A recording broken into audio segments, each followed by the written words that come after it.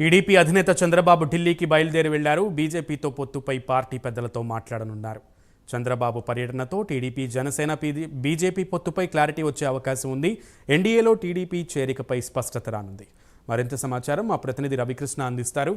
రవికృష్ణ, అయితే చంద్రబాబు నాయుడు ఢిల్లీ బయలుదేరారు. ఒక 1 అవర్ క్రితం ఆయన ఫ్లైట్ లో గన్నవరం ఎయిర్పోర్ట్ నుంచి కూడా ప్రత్యేకమైన విమానంలో ఆయన బయలుదేరడం అనేది జరిగింది. మొత్తంగా కూడా ఇప్పుడు ప్రజెంట్ ఏపీలో మాత్రం రాజకీయ పరిణామాలు మాత్రం వెంటనే మారుతున్నాయంటానికి ప్రధాన కారణంగా కూడా ఈ ఢిల్లీ టూర్ చెప్పుకోవచ్చు.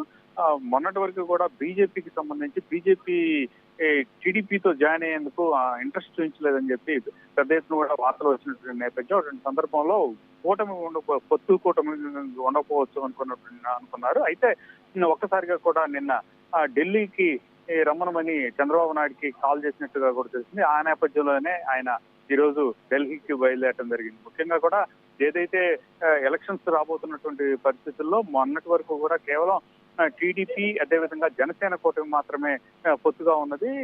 ఎప్పటి నుంచో కూడా పవన్ కళ్యాణ్ మాత్రం బీజేపీతో కూడా కలిసి ముందుకు వెళ్ళాలి, ఎన్డీఏ కూటమిలో ఉండాలి అని చెప్పి ఆయన భావిస్తున్నటువంటి పరిస్థితి. దీనికి సంబంధించి గత నెల రోజుల నుంచి కూడా ఇంటర్నల్ గా కూడా కసరత్తు జరిగినట్టుగా కూడా తెలుస్తున్నటువంటి సమాచారం. ఈ నేపథ్యంలోనే నిన్న చంద్రబాబు నాయుడిని ఢిల్లీ రమ్మన్నట్లుగా కూడా తెలుస్తుంది.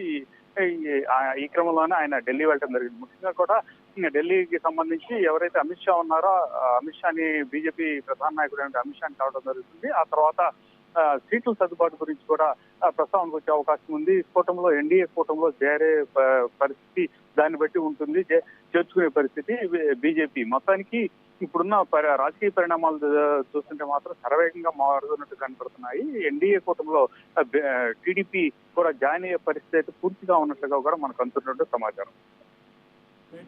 Thank you.